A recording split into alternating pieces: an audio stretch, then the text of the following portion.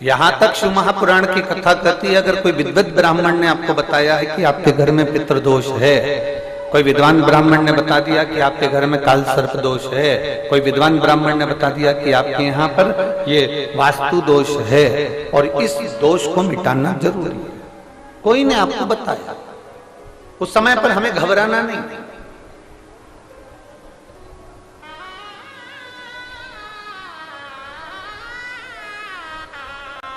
उस समय में घबराने का क्रम नहीं है। कहते हैं पीपल का जो जल झड़ता है पीपल के वृक्ष से, आप लोगों ने कभी देखा है कि नहीं देखा, वो हमको नहीं मालूम।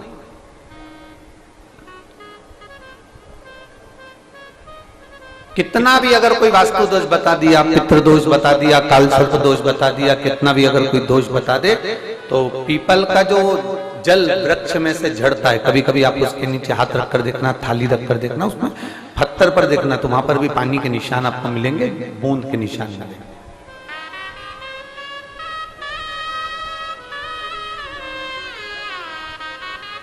मात्र उस पीपल के वृक्ष के जल की एक बिंदी, एकमात्र बिंदी, शंकर भगवान का जो शिवलिंग है जलाधारी है, चरण है, गणेश कार्तिकेय का स्थान है, अशोक सुंदरी का स्थान है, और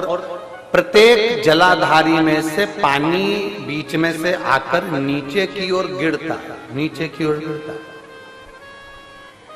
आप लोगों के स्मरण में हमने पहले भी बताया कि राइट में किसका स्थान है, गणेश जी का, लेफ्ट में कार्तिकेय, बीच में अशोक सुंदरी, ये क्या है, पार्वती जी का हस्त कमल शिवलिंग, और ऊपर से जो जल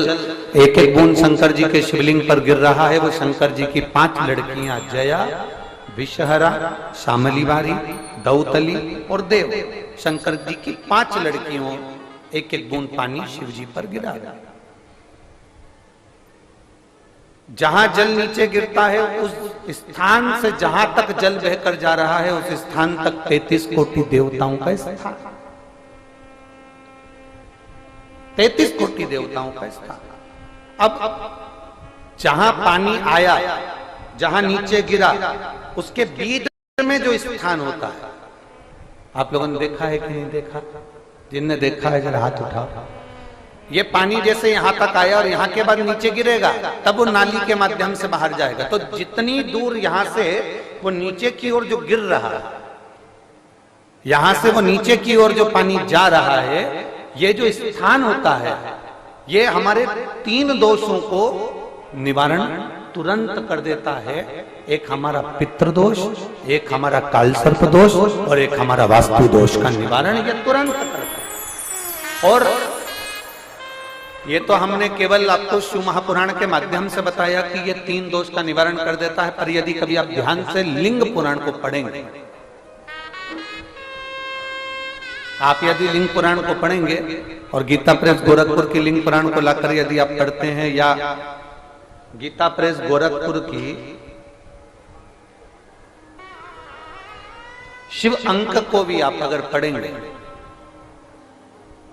उसका नंबर हमारे स्मरण में नहीं आ रहा है, शिव अंक को भी अगर आप पढ़ेंगे तो उसमें भी आपको वर्णन मिलेगा कि हम तो केवल 3 दोष का बता रहे हैं, पर हमारे शास्त्र तो यहाँ पर और भी दोषों का वर्णन कर रहे हैं। जैसे किसी ने बता दिया आपको शनि का दोष है, किसी ने बता दिया मंगल का दोष है, किसी ने बता दिया आपको केतु का दोष है, किसी ने बता दिया आपको राहु का दोष है, किसी ने आपको कह दिया कि बृहस्पति का दोष है, किसी ने कह दिया आपको ये वाला दोष है। दुनिया के जितने दोष पीपल के वृक्ष के झड़ता हुआ जल की एक बूंद का स्पर्श, भले वो सूख गई हो, उसका एक स्पर्श मात्र जहां पानी नीचे की ओर गिर रहा है, उतनी